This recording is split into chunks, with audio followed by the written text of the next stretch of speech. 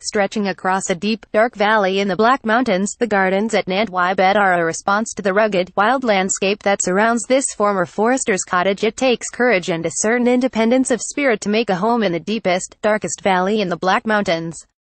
It is a 15-mile round trip to buy a pint of milk. There are few neighbors and no broadband. Nearly 365 meters above sea level, winters are harder and longer, rainfall is higher and nature is a more powerful, uncompromising force. Sue and Ian Maberly's 6.5-acre garden straddles the road up the valley. This was originally built as a railway for the construction of the dam and high-altitude reservoir that holds back the waters of the rainfall, a tributary of the USK. The former forester's cottage takes its name from the beside it. Nant y Bedd means of the grave, possibly an allusion to a prehistoric burial place on the highest ridge in the Black Mountains. A small hydroelectric plant means that provides them with electricity and a modest surplus to sell to the national grid. Last November, heavy rain turned into a raging torrent that scoured the heart out of the cottage garden surrounding the house, leaving a mudslide of branches, sticks and silt. Their response was philosophical. "We had to take it as an opportunity to do something different," recalls Sue. "They cleared the silt and then rebuilt the stone walls, and the garden has adapted."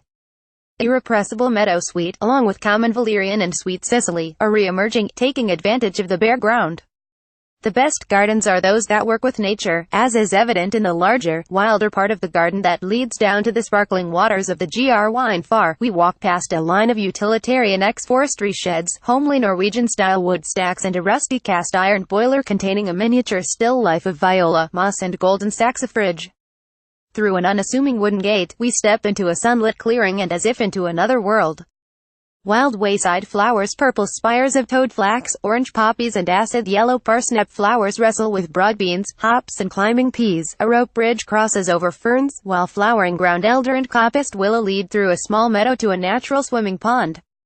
Bordered on one side by colossal Douglas fir trees and open pasture on the other, the still water reflects the drama of the sky.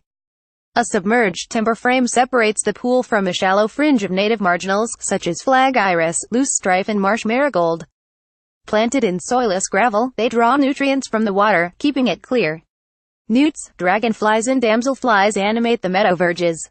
Though bluebells, ferns and grasses may prosper at the edges, conifer plantations are dark, dusty and lifeless places. Sue and Ian have brought new life to their forest by removing lower branches and carving out sections of the forest to create footpaths and rails lined with gold saxifrage. They honor the beauty of broadleaf trees by clearing space around them.